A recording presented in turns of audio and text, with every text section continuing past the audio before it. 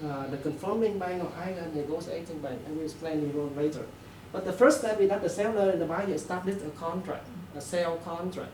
And according to the sale contract, they will pay based on the documentary credit procedure. The second step, the buyer will apply to an issuing bank to open. Yeah. Right. Keep this short. Right. Just Okay. sort of go on to the. This wasn't actually my questions. What I had in mind was something like having a collection of actual transactions of the type you are designing, having the old procedures, the new procedure with the controls, and checking the old and the new procedure against this, say, database of transactions of a certain time, and seeing how your controls perform. So I was thinking. Right. The thing I do here is that I look at a procedure that already have the control, like the documentary credit procedure. They already specify the control. Okay, and here like let's say here is a sum of the control that they require. According to this procedure, when the seller deliver goods to the carrier, to the dominated buyer, the carrier issue a shipping document to the seller. This is, they say, informally. But if we look at the control perspective, these are control requirements. She's not asking you, she's not expecting you that you have done this data analysis. She's asking your opinion about, okay, can it be applied on can we apply it on the scenario that she is giving? Really. So don't go into the slide, just try to explain it. Because I thought that makes it's a more about, she's asking more about your expert opinion, okay, what do you think about what she's saying? Right, okay. So the thing here is that we need to compare the result against something. Right? Otherwise we cannot just, why we need this requirement? Why we need it? This is individual opinion or what? We need to compare against certain thing, a certain empirical data. And I use the available model here is for that purpose. They have requirement already, and I come up with a set of control requirements generated by the method and compares against them. It seemed to me, initially sound like a reinventing the wheel. They have already what you need to come up. But the trade-off is here. In order to design some kind of a flexible or loosely coupled transaction for specific kind of transaction, and now like flexible supply chain, for instance, you cannot do it manually. Like the documentary credit procedure has been evolved for more than 200 years into this form. We cannot wait for that period of time. We need to have something formally and automatically to do the task.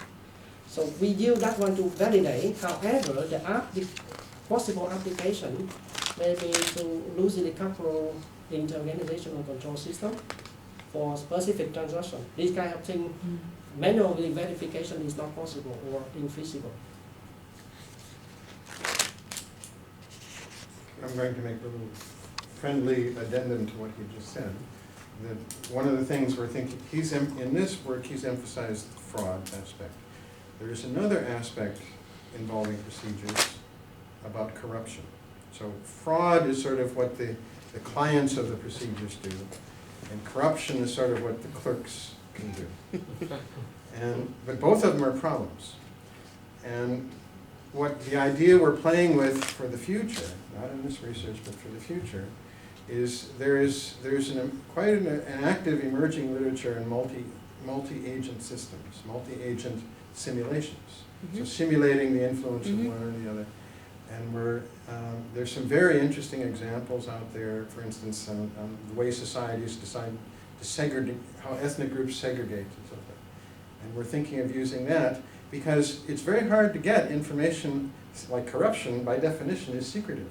They don't publish, and fraud is almost that secretive. Companies don't like to announce, how successful people are defrauding. So, in some sense, you have to make some assumptions, and then you can sort of test it on hypothetical data. That's not quite actual data, but for some future procedure, that might be the best you can do. Could you actually do hypothetical, if you were doing a process redesign to make it simpler? A lowering of transaction costs, something like that. Sure. That would be a very easy, low-hanging fruit for that. Right. That's the essential objective, to redesign the procedure. Yeah. Shall we go to the next visitor and Shudongka? Okay, I have actually a couple of questions about it. Don't want to spend too much time. Okay, I guess firstly the comment about you mentioned the develop a formal method. Okay, again, it's about terminology. When you say formal method, it's very targeted computer science based on some theory. It looks like more like approach or methodology because you are doing this step, that step, you're using this, that. Okay, so, and I meant when you say a formal method, really, I don't think it's very accurate in this case. Can't say approach. What would The be the rigorous criteria of a approach. formal method? But normally, if you look at the, in computer science, formal method is based on mathematical foundation, something like, you will see this kind of thing. And don't involve a process normally. The formal method is representation, logically formal method. And then involve the pragmatics of it, how to use it, a process, and apply this. It seems to, his approach involves multiple steps, I want to do this, use that, and it involves lots of different methods. Some are formal, some are not formal, some involve programming, some involve logic.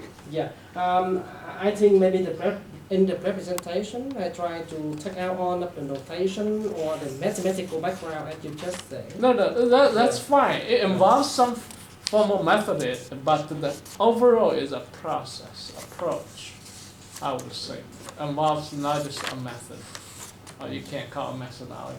Involves multiple methods in it. I think it will So maybe be a more methodology. a for methodology the of generate the whatever control Or a technique? approach or technique. A technique is the scope is smaller. I don't like it. It's not a technique. Maybe a framework approach. No, I don't like framework. You don't No, want overload it. The methodology is getting Framework always means there is nothing. Okay. Frameworks mean Okay. A methodology. The methodology is getting Yeah. It's a virtual framework. Okay. Okay. Anyway, so that's just a comment about the. Yeah, thank you. The thing is about unfortunately.